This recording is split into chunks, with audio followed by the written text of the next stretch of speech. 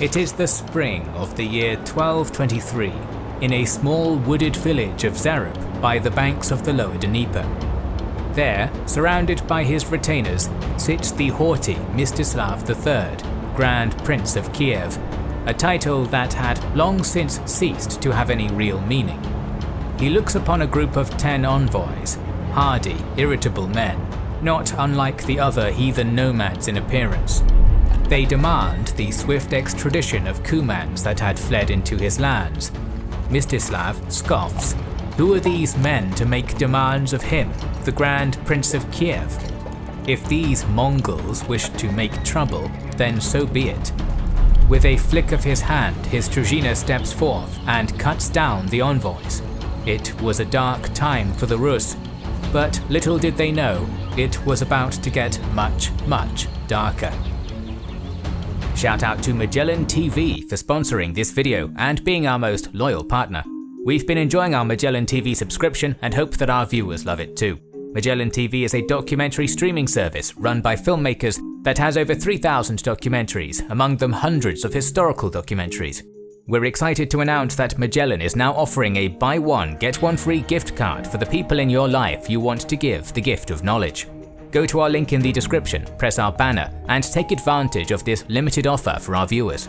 Purchasing a gift card any time of the year will also give you an additional month of Magellan TV for free, even if you're a member. Now it's the time to try it and share it with your friends and family.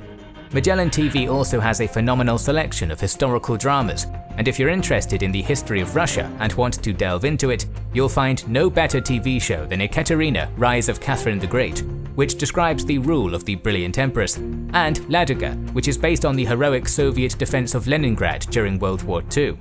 You can watch both anytime, anywhere on your television, laptop or mobile device, and it's compatible with most devices. The best part is Magellan TV is offering a 1-month free membership trial to our viewers. If you haven't signed up to Magellan yet, support our channel and do that at try.magellantv.com/kingsandgenerals. You will get a free 1-month membership trial. The early stories of the Kievan Rus are almost always overshadowed by what came afterwards, the arrival of the Mongols. By the year 1223, the great horde of Chinggis Khan, a man who needs no introduction, had exploded across Central Asia, northern China and Iran. Brilliant generals Subutai and Jebe made the Cumans the latest victims of the Mongol advance, forcing them to flee into the lands of the Rus. Ignoring the Mongol warning not to interfere in an affair that was not theirs, the Grand Prince made the fateful decision to side with his Cuman allies, arrogantly ordering the execution of the envoys, changing the course of Russian history forever. On May the 31st, an army of 40,000, made up of the various Rus princes and their Cuman allies, clashed against a Mongol army less than half its size at the Kalka River. We have covered this battle in detail in one of our past videos. Subutai exploited the disunity of the princes, using Mongolian heavy lancers and mounted archers to extremely deadly effect. The armies of the Rus were ultimately surrounded and massacred. For defying the Great Khan, the Grand Prince Mstislav and other nobles were slowly crushed to death beneath a wooden platform. Afterwards, Subutai returned back east. However, now the Mongols had intimate information on the lands, politics and armies of the Slavs, and as such, the disunited principalities of the Rus were living on borrowed time. In 1227, the great Khan Chinggis died and was succeeded by his son Ögedei. Reinvigorated by new leadership, the Mongols spent the next few years finishing off the Khwarezmian and Jin empires. In 1235, Khan Ögedei convoked a Kurultai of his princes and generals and determined that their next theatre of expansion was in the lands of the Kuman Kipchaks, Volga Bulgars, and of course the Rus. The invasion force that was mustered was led by Subutai, the mastermind behind the victory at Kalka River 12 years earlier, and the up-and-coming Batu, the grandson of Chinggis. By their side were many other grandsons of Chinggis, including Guyuk and Monkur. The reason for such a star-studded invasion force was simple. As Khan Ogedei's brother Chagatai had warned, there at the end of the world they are hard people. They are people who, when they become angry, would rather die by their own swords. The Mongols refused to underestimate the people of the West. In the autumn of 1236, a 100,000-man army was assembled in the Mongolian heartland, consisting of an ethnic Mongolian core and contingents from Uyghurs, Tanguts, Khitans and Jurchens. This force was composed predominantly of nomadic horsemen, but also included elements of Chinese siege engineers to bring the walled cities of Rus to heel. The great horde of Batu and Subutai set forth, and the traditional enemies of the Kievan Rus, the Volga Bulgars and the Cumans, with whom the Rurikid princes struggled for centuries, were put beneath the Mongol boot in less than a month. The Rus principalities were in a terrible position. As we covered in the last episode, they were notoriously disunited. Prince Mstislav III of Kiev had been influential enough to stitch together a coalition of princedoms to fight Subutai's initial expedition in 1223. But even this army had fought as separate units, loyal to their various princes, a drawback that had cost him the battle. Thus, when Batu entered Rus lands, he saw not a united people standing against him, but a row of dominoes ready to fall one by one. In December of 1237, the Mongol horde reached the city of Ryazan, which, although direly outnumbered, resolved to mount resistance against the invaders. It took only 5 days for the city walls to be breached by Chinese catapults. The slaughter that followed was recorded in the contemporary Chronicle of Novgorod, in prose that reflects the horror of the age. They likewise killed men, women and children, monks, nuns and priests, some by fire, some by the sword. They violated nuns and priests' wives, good women and girls in the presence of their mothers and sisters. It should be noted that Yuri Vsevolodovich, Grand Prince of the great city of Vladimir Suzdal, stood by and did nothing while Ryazan burned. While the ruling Prince of Ryazan was killed in the massacre, his brother, Roman Igorovich, managed to escape, fleeing with his Druzhina along the Oka River, doggedly pursued by a contingent of the Mongol army led by Kulgen, the son of Chinggis. It was here that Prince Yuri of Vladimir finally intervened, deploying a contingent of troops to rescue the fleeing Rus noble. They made their stand at the town of Kolomna, where they were defeated and killed. However, in the fighting, Kulgen was struck down. His death would mark a watershed moment in the Mongol invasion. Some historians postulate that Grand Prince Yuri had planned to submit to the Great Khan, and his surrender might have inspired other princes to do the same, sparing them death and destruction. Now that option was off the table, as the death of a Chinggisid was something that couldn't go unpunished. During early 1238, the Mongols campaigned across much of the northern heartland of the Kievan Rus, committing numerous atrocities across multiple settlements, including the sacking of an irrelevant little town known as Moscow.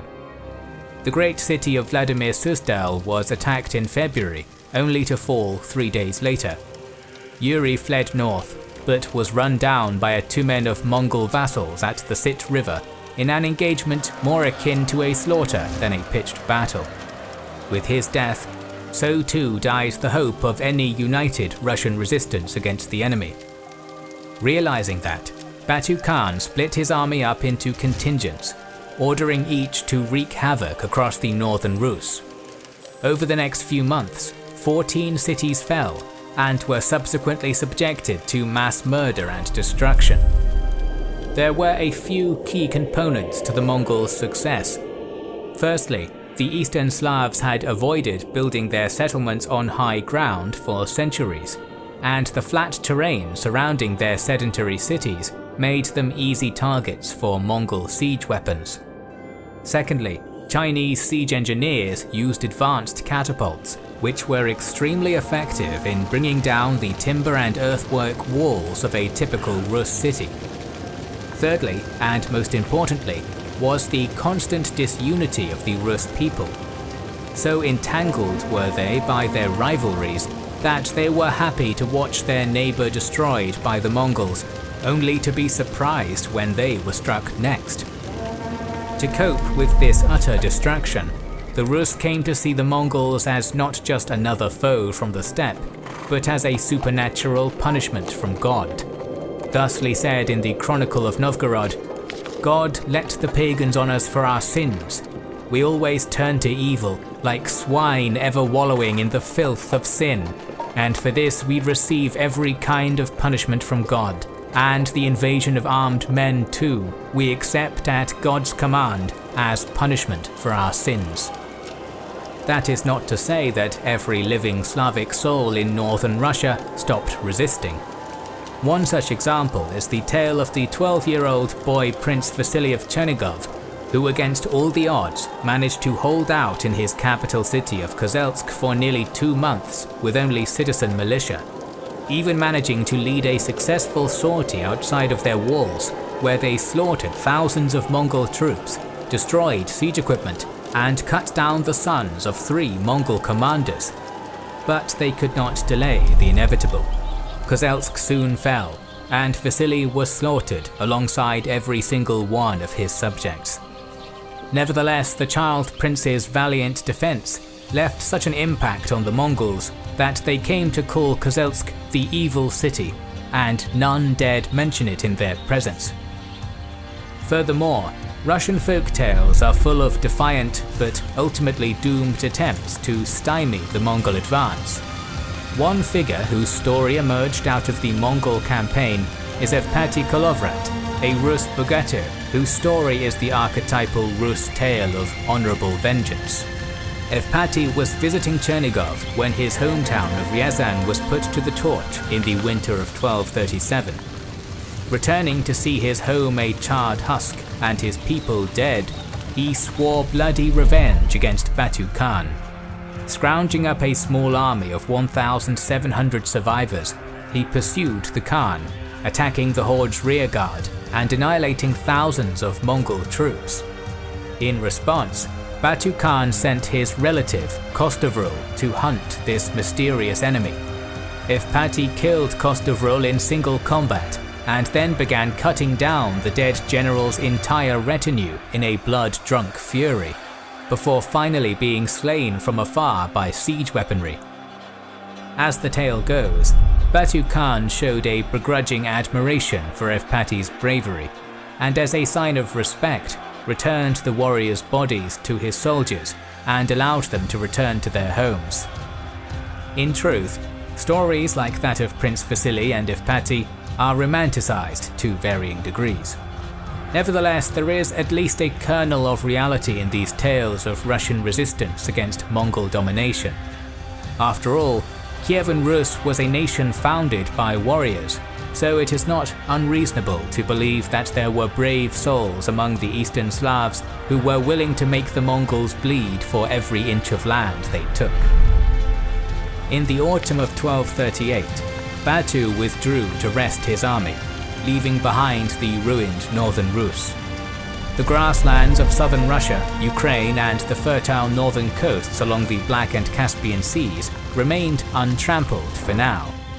Along the Dnieper's banks stood Kiev, the cultural heart of the Eastern Slavic world, the mother of cities, an opulent memory of a golden age long past. After a brief rest, Batu Khan's campaign continued, thundering across the Pontic steppe. After subjugating the diverse peoples of the Crimea and campaigning against the Circassians in the Caucasus, they turned towards the Rus. In March of 1239, the city of Pereyaslavl was put to the torch. Chernigov was next. Unlike many others, the men of this city rallied outside the walls to bravely face the Mongols in a pitched battle. Predictably, they were slaughtered. After this, the walls were breached, and the general citizenry were subjected to wholesale massacre. Thus, the gateway to Kiev was opened. The Mongols were fully aware of the cultural significance of Kiev and the power and prestige it had radiated for centuries. By this point, Kiev's prince, Mikhail of Chernigov, had fled to Hungary, leaving his voivoda, Dmytro, in charge of the defense. The Mongols had sent envoys demanding submission, but Dmytro had those envoys executed. And, of course, by now we all know what that meant. After a brief detour to subdue the Iranian Alani, the Mongols returned to Kiev in the winter of 1240, crossing the frozen Dnieper and laying siege to the city. The city's walls were quickly rendered into rubble by Chinese catapults, and the invaders poured into the city. Brutal hand-to-hand street fighting occurred, and Dmytro was eventually forced to fall back with his defenders to the Church of the Blessed Virgin, while the civilians took refuge in its walls. As scores of terrified Kievans climbed onto the church's upper balcony to shield themselves from Mongol arrows, their collective weight strained its infrastructure, causing the roof to collapse and crush countless souls under its weight. By December 6th, the struggle was over, and Kiev was in Mongol hands. In a rare act of clemency, Voivoda Dmytro was spared his life in recognition of his bravery, but the rest of his city was not so lucky. Of a total population of 50,000, all but 2,000 were massacred. The city itself was put to the torch. Of some 40 significant landmarks in Kiev, only 6 remained standing after the wrath of Batu. For centuries since the reign of Prince Yaroslav, the peoples of the Kievan Rus had been divided, but the idea of a common culture and a common empire remained. Now, with the mother of Rus cities a smouldering ruin, the nation founded by Rurik was dead. Kievan Rus was no more. After Batu Khan's campaign, the northern Rus lands were completely and utterly devastated, and while the south was not hit as hard, its major power centers, most notably Kiev, had been destroyed. Pockets of independent Eastern Slavic resistance would continue on for the better part of a decade, particularly in the westernmost region of Galicia-Volhynia. But by 1250, the entire former Kievan Rus was completely under Mongol domination. The socio-cultural impact that the Mongol invasion had on the Russian and Greater Eastern Slavic worlds cannot be understated. It would not be inaccurate to equate it to the fall of the Western Roman Empire to the Germanic tribes. Before the Mongols, the cities of the Kievan Rus had been a land of saints and scholars, the heirs of a once united empire rivaling other civilizations of Europe. Afterwards, it had all been reduced to smouldering rubble, a pale shadow of that glory that had once been, a conquered people living under the yoke of foreign warlords they considered to be the scourge of God. However, among all that wreckage and ruin, a certain settlement remained untouched by Mongol wrath. It was the oldest of the great Rus cities. In our next episode in this series, we will explain how Novgorod not only survived the Mongol invasions, but thrived under the rule of the Khan, and cover the rise of the charismatic Prince Alexander Nevsky as he submits himself to Eastern overlordship to combat new threats emerging from the Germano-Latin West. So make sure you are subscribed and have pressed the bell button. Please consider liking, commenting and sharing, it helps immensely. Our videos would be impossible without our kind patrons and YouTube channel members, whose ranks you can join via the links in the description to know our schedule, get early access to our videos, access our Discord and much more. This is the Kings and Generals channel,